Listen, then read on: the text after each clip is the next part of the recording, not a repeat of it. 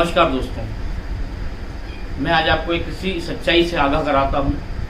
मध्य प्रदेश की राजधानी भोपाल, एक क्षेत्र जिसका नाम जहांगीराबाद है, जहाँ पर एक गंदी राजनीति चल रही है। गंदी राजनीति कैसी, वो मैं आपको बताता हूँ। एक पिछले कई सालों तक यहाँ ये क्षेत्र बीजेपी शासन का रहा।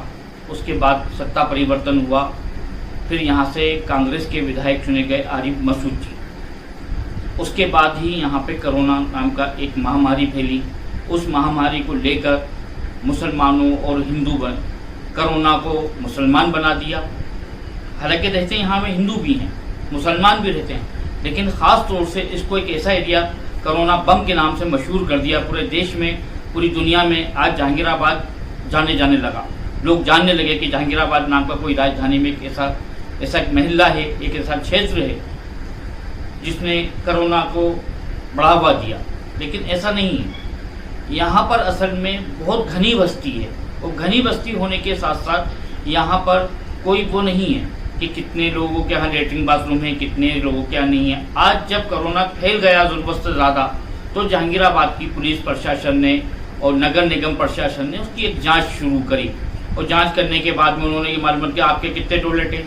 किसी ने कहा साहब हम 10 लोग हैं और 2 टॉयलेट हैं। तो उन्होंने कहा नहीं, आपको इसमें से 8 लोगों को चलना पड़ेगा, 2 लोग घर में रहेंगे। क्यों? क्या इससे पहले कभी उनको मालूम नहीं था? प्रशासन कोई ऐसा बेखबर नहीं होता। हर चीज़ की प्रशासन को खबर होती है कि किसके यहाँ क्या है, किसके यहाँ नहीं है, सब कुछ पता होता है प्रशासन को। लेकिन उसके बाद भी प्रशासन बेखबर क्यों? या तो प्रशासन को होश जब आता है जब चुनाव होते हैं, जब प्रशासन को होश आता है। क्या प्रशासन के पास में वोटर लिस्ट नहीं है जिससे लोगों की मालूमात कर सके? क्या प्रशासन के पास राशन कार्ड की लिस्ट नहीं है कि किसके यहाँ कितने लोग हैं? सब कुछ है। लेकिन ये तो वही कहावत है कि हमारे देश में जब तक बेवकूफ़ जिंदा है, अक्लमंद कभी भूखे नहीं मरेंगे। इसी का उदाहरण है जहांगीराबाद। जहांगीराबाद में जब हम लोग और मैं भी नगर निगम टीम के साथ सर्वे करने गया, तो देखा कि एक बिल्डिंग हमने जो राज टाकिस के पीछे थी, जिसमें गिनती के 10 रूम बने हुए थे और 45 लोग उसमें रहते थे, और मात्र गिनती के 2 टॉयलेट थे उसमें। क्या नगर निगम प्रशासन को पहले नहीं पता था? आज जहांगीराबाद को कोरोना बम कहा जा रहा है।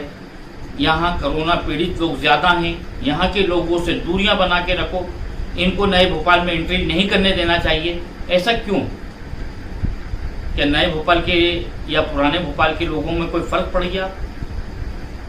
मैं बस आपको एक ही चीज़ समझाना चाहता हूँ, इस कोरोना की आड़ में भी राजनीति चल रही है।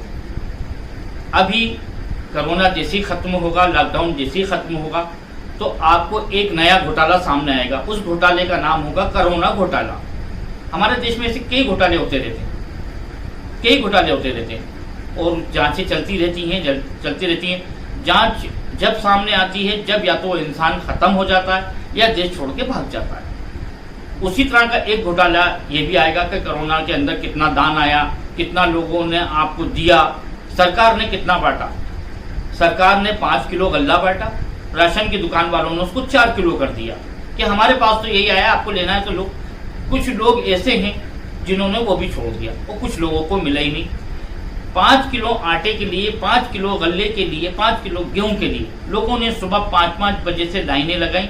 उसके बाद भी उनको अपने घर खाली हाथ लौटना पड़ा। फिर कुछ समाज सेवा आए मैदान में, उन्होंने बांटा। लोगों की भूखमरीजों को देखते हुए उनसे जो भी मदद बन सकी उसमें करें। उसमें कई समुदाय के लोग बीच में आए। मुस्लिम समाज आया, हिंदू समाज आया, सिख समाज आया। सब ने अपने अपने तौरों पर लोगों की मदद की। लेकिन इसमें मुस्लिम समाज ने कुछ ज़रूरत से ज़्यादा मदद की। जब मदद करने आए तो नेताओं को, जो गंदी राजनीति करने वाले नेता हैं, उनको वो चीज़ भी पसंद नहीं आई।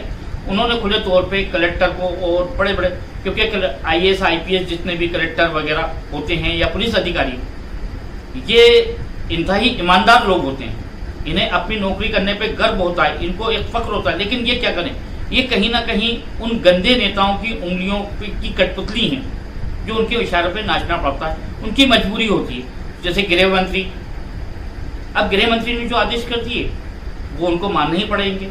अब वो चाहे सही हो या गलत हो, अगर वो सलाहवार नहीं कर सकते कि सर ये बात आप गलत कहना, मैं ये काम नहीं करूँगा, अगर नहीं करूँगा तो नौकरी से निकाल दिया जाऊँगा, क्योंकि उसको अपने बच्चे पालना है, उसको अपना परिवार पालना है। जैसा वो आदेश करते हैं वैसा। फिर कलेक्टर साहब ने, भोपाल कलेक्टर साहब ने आदेश करा कि सारे भोपाल के किचन बंद, और अगर आपको लोगों को खाना बांटने का इतना ही शौक है तो आप हमें खाना तैयार करके नगर निगम वालों को दे दीजिए और नगर निगम खाना बांटेगा। समाज सेवकों को गुस्सा आया, उन्होंने उठा के सारे भोपाल के और मध्य प्रदेश में कई जगह के किचन बंद हो गए। लोग भूखमरी से मरने लगे, तड़पने लगे। सरकार के सामने शिकायतें पहुंची लोगों के पास कि खाना नहीं आ रहा। लोग रोडों पर भीड़ की तरह उतरने लगे, जैसे भारत टाकीज चौराया, अल्पना चौराया, भोपाल टाकीज और अन्य कई यादगार शाहजहानी पार्क में लोग भूख से बिलखने लगे। फिर 2 दिन के बाद एक आदेश आया कि आप लोग खाना बांट सकते हो। फिर लोगों ने समाज सेवा के तौर पे फिर समाज सेवा, फिर रोडों पर उतरे और फिर उन्होंने खाना बांटना शुरू किया।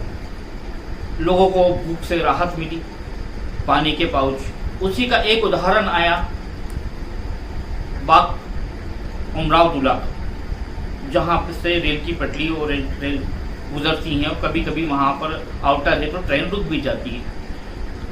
एक आज से 3-4 दिन पहले एक ऐसा मामला सामने आया कि वहाँ पर ट्रेन रुक गई। लोगों को वो ट्रेन शायद कहीं हैदराबाद या कहीं से आ रही थी, कि तो मुझे पूरा नहीं मालूम है, लेकिन वहाँ ट्रेन रुक गई और रुकने के बाद कुछ लोग उसमें से दौड़कर उतरे तो वहाँ पे पानी बहता रहता, बड़ा साफ सुथरा पानी, कहीं किसी डैम वगैरह की लाइन लीकेज हो गई है।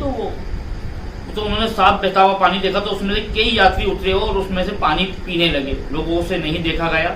वहाँ के कुछ समाज सेवक लोग थे जिनको कुछ इंसानी और कुछ ऊपर वाले का डर था, ईश्वर का डर था। वो लोग आए और उन लोगों ने पानी के पाउच और खाने वगैरह बांटने लगे। भोपाल जीआरपी और आरपीएफ थाने ने अब यहाँ पे क्या करा वो भी मैं आपको बताऊंगा। उनको मारा, मारने के बाद उनके पानी के पाउच पूरे नाली में फेंक दिए।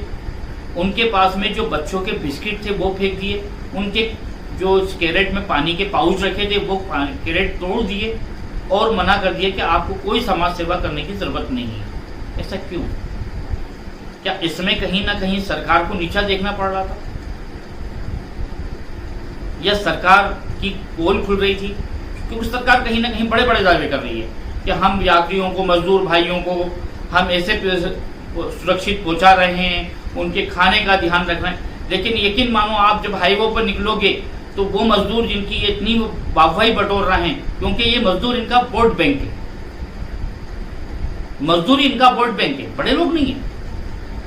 मरण किन लोगों की होती है? या तो हम आप जैसे लोगों की, या तो बहुत बड़े करोड़पति हैं, उनको कोई फिक्र नहीं है, या भिखारी है, उसने दिन भर मांगा, किसी भी फुटपाथ पे सो गया।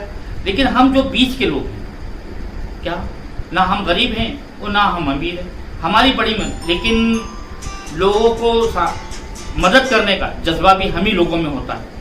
पैसे वाले के पास तो आप मदद के लिए गए तो उसने आपको 500 या 1000 जो उसकी हैसियत उसने दी, कह रहे यार तुम बांट देना, मैं तो घर में सो रहा हूँ। और हम जैसे जो लोग होते हैं वो उन लोगों में मदद का बड़ा जज्बा होता है। तो असल हम ही लोग इनका वोट बैंक होते हैं, क्योंकि पढ़ा लिखा जो बिल्कुल होता है वो भी बेवकूफ़ नहीं बनता, और जो नीचे है उसको तो वोट से या किसी भी चीज़ से कोई मतलब ही नहीं होता है। तो मैं आपको अपनी इस वीडियो के माध्यम से एक चीज़ समझाना चाहता हूँ कि हम जागें और हम 2 आंख वाली सरकार नहीं लाएं, 1 आंख वाली सरकार लाएं। 1 आंख वाला नेता चुने, 2-2 आंख वाला नेता नहीं चुनना।